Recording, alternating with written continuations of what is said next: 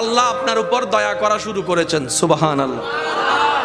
ওই বিপদ থেকে আপনি যাদের সাপোর্ট নিয়ে উঠতে চাচ্ছেন, রব চাচ্ছেন আপনাকে কেউ না করুক সাপোর্ট, আপনার আল্লাহই স্বয়ং আপনাকে সাপোর্ট করতে চাচ্ছে বলেই মানুষকে দূরে সরাই দিচ্ছে। সুবহানাল্লাহ। জীবনে যদি কখনো দেখেন কাছের মানুষ দূরে সরে যাচ্ছে, বেঈমানি করছে, দুই নম্বরই করছে, চোখ উল্টাই ফেলছে, আপনি বুঝে নেবেন আল্লাহ তাআলা আপনাকে দুনিয়ার আসল চিত্র দেখাচ্ছে। আপনি যেন বুঝতে পারেন আপনার আপন বলতে আল্লাহ ছাড়া, আপনার আপন বলতে আপনার নবী ছাড়া আসলে আর কেউ নাই, আসলে কেউ নাই, আসলে কেউ নাই। আপনার ভালোবাসার অধিকার পাওয়ার একমাত্র আল্লাহর আছে, স্রষ্টা হিসেবে নবীর আছে। আপনার উম্মত হিসেবে আপনি ভালোবাসবেন আপনার নবীকে, আপনি আল্লাহকে ভালোবাসবেন, আপনার নবীকে ভালোবাসবেন। এই বুঝটা দেওয়ার জন্য আল্লাহ অনেক সময় দুনিয়ার এই বাস্তবতা আমাদের সামনে এনে দেয়।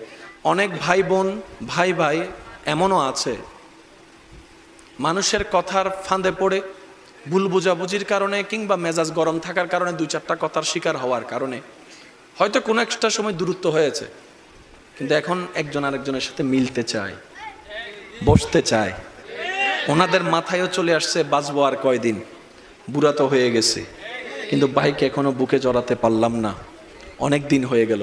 বড় ভাইয়ের মনেও সে তৃষ্ণা থাকে, ছোট ভাইয়ের মনেও সে আকাঙ্ক্ষা থাকে, কিন্তু অনেক দিনের দূরত্বতার কারণে, লজ্জাবোধের কারণে তারা মিলতে পারে না। আমি আমার ভাইদেরকে, যুবক ভাইদেরকে অনুরোধ জানাবো, যদি এরকম কোনো ফ্যামিলি কন্ডিশন হয়, আপনারা যুবকরা মিলে, ভাইরা মিলে, চাস্তো ভাই জাত্তো ভাইরা মিলেই আপনারা উদ্যোগটা নেন, ভাই ভাইকে যেন জড়াই ধরতে পারে, ভুল বুঝাবুঝি যেন শেষ হয়ে যায়। কথা বলেন ঠিক কিনা? বান্দা বান্দাকে মিলানোর কাজ করবে, আল্লাহ সেটা দেখে গুনাহ মাফ করে দিবে। সুবহানাল্লাহ। আমি শুনি না, আরো জোরে বলেন। মিলে থাকেন, কেউ মিলে থাকতে না চাইলে তার আল্লাহরে সে জবাব দিবে। আপনার পক্ষ থেকে আপনি ক্লিয়ার থাকেন, মানুষের উপকার করবেন, থ্যাংক ইউ পাওয়ার আশা রাখবেন না, করতেই থাকবেন। কেন? সে আপনার রবের বান্দা, আপনি বান্দার জন্য করবেন, ওই বান্দার আল্লাহ আপনার জন্য করবে। আমরা অনেক সময় বলি তার এত উপকার করছি, সে আমার সাথে ডাইরেক্ট চোখ উল্টাই ফেলছে। বা এটা দুনিয়ার নিয়ম, আল্লাহ তো এটাই বুঝাতে চায়, এটা দুনিয়া, এটা জান্নাত নয়। আল্লাহর কাছে সবসময় একটা ফরিয়াদ করবেন, আল্লাহ তুমি আমাকে যতদিন ইচ্ছা এই দুনিয়ায় রাখিও, কিন্তু সে থাকাটা যেন তোমার পছন্দের হয়। আল্লাহ যতদিন আমার নিঃশ্বাস চলবে, সেই নিঃশ্বাসটা যেন তোমার পছন্দের সময় কাটে। আল্লাহ আমাকে তুমি যতদিন রাখবা সুস্থভাবে রেখিও, অসুস্থ বানিয়ে কারো উপর যেন আমাকে বোঝা না হতে হয়। কারণ অসুস্থ হলে অনেক সময় আপনরা পর্যন্ত ভর মনে করে। প্রস্রাব পায়খানা যখন অসুস্থতার কারণে বিছানায় করা লাগে, মানুষ ঘেন্না করে, এই ঘেন্নাটা দেখে রুগীরও নিজের অস্বস্তি বোধ হয়। কথা বলেন ঠিক কিনা? আল্লাহ আমি যেন সুস্থ থাকতে থাকতে ঈমান নিয়ে ইজ্জতের সাথে দুনিয়ার থেকে যেতে পারি, সে তৌফিক তুমি আমাকে দিও। মাওলা যতদিন আমি বেঁচে থাকবো তোমার বান্দা, জীবনের শেষ নিঃশ্বাস পর্যন্ত কখনো যেন কারো কাছে হাত পাততে না হয় আমায়, সেই রিজিকের ব্যবস্থা তুমি করে দিও।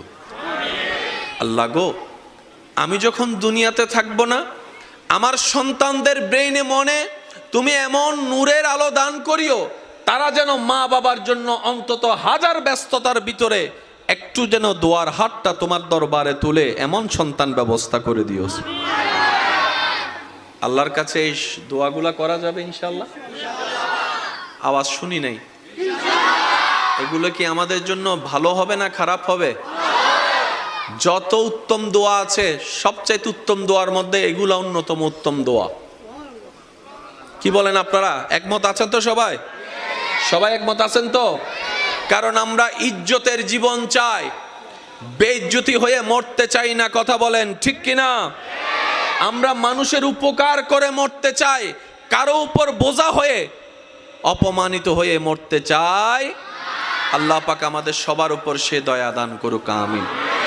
ফাজকুরুনি আযকুরুকুম, ফাজকুরুনি আযকুরুকুম।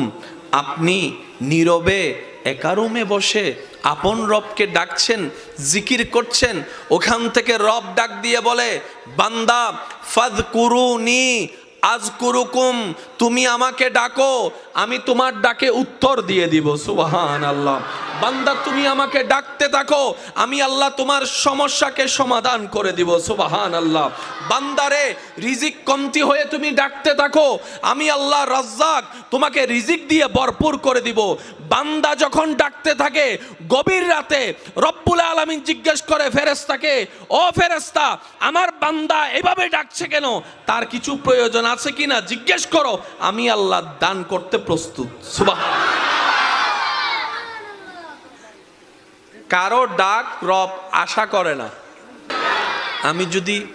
আমি আমার জায়গা থেকে যত সহজভাবে বলা যায় আমি চেষ্টা করছি, বাকিটা ওয়ামা তৌফিক ইল্লা বিল্লাহ, আল্লাহ যতটুকু দয়া করে। কারণ সবার বলা বুঝ এক, বলেন না, সবার বলা বুঝা এক। তবে আমি আমার প্রেমিক ভাইদের কাছে একটা জিনিস জানতে চাই, আমরা কি লস চাই নাকি লাভ চাই?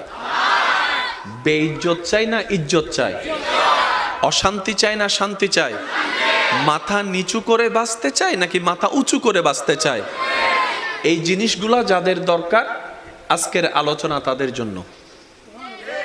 সুবহানাল্লাহ বলেন। ঠিক বললে সওয়াব হবে কিনা আমার জানা নাই, কিন্তু সুবহানাল্লাহ বললে কল্পনার বাইরে সওয়াব।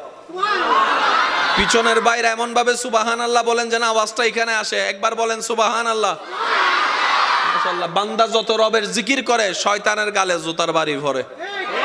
তো এইরকম অপরচুনিটি, সুযোগ মিস দেওয়া যাবে। জিকিরকারী সবাই, রবের নজর আপনার দিকে। কাশ আমি যদি বুঝাতে পারতাম কথাটা। জিকিরকারী সবাই, আসমানে লক্ষ কোটি অগণিত ফেরেশতা, কেউ রুকু দিয়ে রবকে জিকির করছে, কেউ সিজদায় রবের জিকির করছে, কেউ দাঁড়িয়ে দাঁড়িয়ে জিকির করছে, কেউ এমনে জিকির করছে, কেউ অমনে জিকির করছে। এমনকি জান্নাতের ফেরেশতা রিদওয়ানও আপন আপন নিয়মে রবকে ডাকতেই আছে, রবকে ডাকতেই আছে, রবের জিকির করতেই আছে, রবের স্মরণ করতেই আছে। কিন্তু সেই ডাকের উত্তরে রবের কোনো উত্তর নাই। কিন্তু যখন আপনি এই ভাঙ্গা ঘরের মধ্যে ছাদও নাই, রোদও ঢুকে, বৃষ্টিও পড়ে, ছোট্ট একটা জায়গায় বসে বসে যখন আপনি আপনার ভালোবাসা দিয়ে, ভক্তি শ্রদ্ধা দিয়ে রবকে ডাকতেই আছেন, রব বলে যে ফেরেশতা দেখতো আমার বান্দার কিছু লাগে কিনা, ফেরেশতা দেখতো আমার বান্দার কিছু প্রয়োজন আছে কিনা, ফেরেশতা দেখতো আমার বান্দার কিছু চাহিদা আছে কিনা। ফেরেশতা বলে আল্লাহ এইখান থেকে ডেকে ডেকে ফাটাই ফেলতেছি, আমাদেরকে একবার জিজ্ঞেসও করলা না কোন জায়গার কোন কোনায় বসে।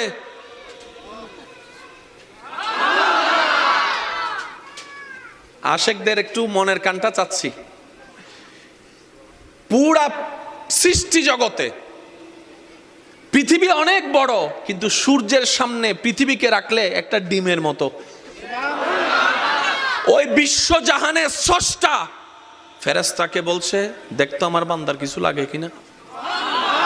এবার ফেরেশতাই বলে আল্লাহ সিদরাতুল মুনতাহায় তোমাকে জিকির করা হয়, প্রথম আসমান দ্বিতীয় আসমান সব জায়গায় তোমার জিকির, সূর্য করে তোমার জিকির, চন্দ্র করে তোমার জিকির, নেপচুন করে তোমার জিকির, প্লুটো করে তোমার জিকির, গ্যালাক্সি করে তোমার জিকির, এত সৃষ্টি তোমার জিকির করে।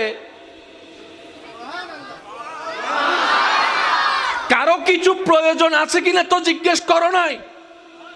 কোন জায়গার কে?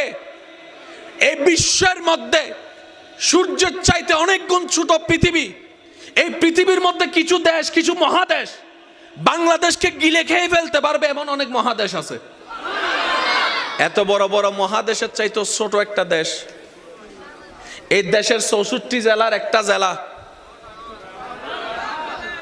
এই চট্টগ্রামের এতগুলা থানার একটা থানা।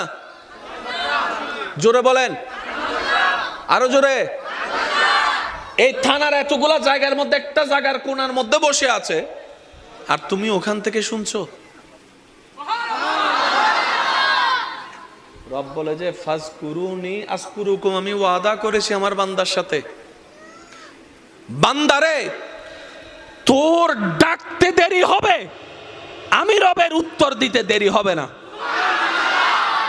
ফাজকুরুনি ফাজকুরুনি ফাজকুরুনি, বান্দা তুই আমাকে বিপদে পড়ে স্মরণ কর। আযকুরুকুম, আমি তোকে বিপদ থেকে উদ্ধার করার মাধ্যমে স্মরণ করব। সুবহানাল্লাহ। ফাযকুরুনি, পারিবারিক অশান্তি হলে আমাকে একবার স্মরণ কর। আযকুরুকুম, শান্তি দিয়ে আমি আল্লাহ তোকে স্মরণ করব। সুবহানাল্লাহ। ফাযকুরুনি, তুই অভাবে পড়ে স্মরণ কর। আযকুরুকুম, আমি সচ্ছলতা দিয়ে তোকে স্মরণ করব। ফাযকুরুনি, তুই অসুস্থ হয়ে স্মরণ কর। আযকুরুকুম, আমি আল্লাহ তোকে সুস্থতা দান করে স্মরণ করব। সুবহানাল্লাহ। ফাযকুরুনি, বান্দারে তুই ঋণের মধ্যে পড়ে আমাকে স্মরণ কর। আযকুরুকুম, ঋণ থেকে মুক্তি করার মাধ্যমে আমি আল্লাহ তোকে স্মরণ করব। ফাযকুরুনি, মজলুম হয়ে অত্যাচারিত যদি হস তুই আমাকে স্মরণ কর। আযকুরুকুম, ন্যায় বিচার করে এর মাধ্যমে আমি আল্লাহ তোকে স্মরণ করব। সুবহানাল্লাহ। ফাযকুরুনি, আশেপাশের পরিবার বাহিরের মানুষের অত্যাচারে পড়ে তুই কষ্ট পেয়ে আমাকে স্মরণ কর। আযকুরুকুম, আমি সেই কষ্টটাকে শান্তিতে রূপান্তর করে তোকে স্মরণ করব, তোকে স্মরণ করব, তোকে স্মরণ করব। বান্দারে তুই সারাটা জীবনে হাজার ব্যস্ততার ভিতরে আমি রবকে স্মরণ করার জন্য কিছু কিছু সময় তুই বের করে নে। আমি আল্লাহ কিছু সময় বরাদ্দ করে দিলাম, যেমন 5 ওয়াক্ত নামাজ। এইভাবে তুই স্মরণ কর। ব্যবসার মাঝে তুই স্মরণ কর, চাকরির মাঝখানে তুই স্মরণ কর, রান্নার মাঝখানে তুই স্মরণ কর, কাপড় ধোয়ার মাঝখানে তুই স্মরণ কর, চলাচলের মাধ্যমে তুই স্মরণ কর, হাঁটার মধ্যে তুই আমাকে স্মরণ কর, বসার মধ্যে স্মরণ কর, শোয়ার মধ্যে স্মরণ কর, খাওয়ার আগে স্মরণ কর, খাওয়ার পরে স্মরণ কর। বান্দারে তুই যদি কোনো রকম দুনিয়ার ব্যস্ত সময়ের অল্প জীবনে আমাকে স্মরণ করতে করতে নবীর প্রেম নিয়ে যদি স্মরণ করতে করতে কবরে আসতে পারস, যেই কবরে তোরে কেউ মনে রাখবে না, আমি আল্লাহর রহমত সেখানে তোকে স্মরণ করবো। হাসর স্মরণ করব। Deal final. দোকান থেকে জিনিস নেয় কিভাবে? টাকা দেয়, জিনিস। আর কোন ঝগড়া আছে? রব বলে যে তুই এখানে স্মরণ কর, পিছন পর্যন্ত আমি ওইখানে স্মরণ করব। তুই আমার এখানে মনে রাখ, আমি তোর ওইখানে মনে রাখবো। তুই এখানে আমার জন্য কর, ওইখানে আসলে আমি তোর জন্য করব। ডিল। ইন্নামা তারজু রহম ফরিব। Deal, deal. এই ডিলটাকে যারা ডিলে রেখে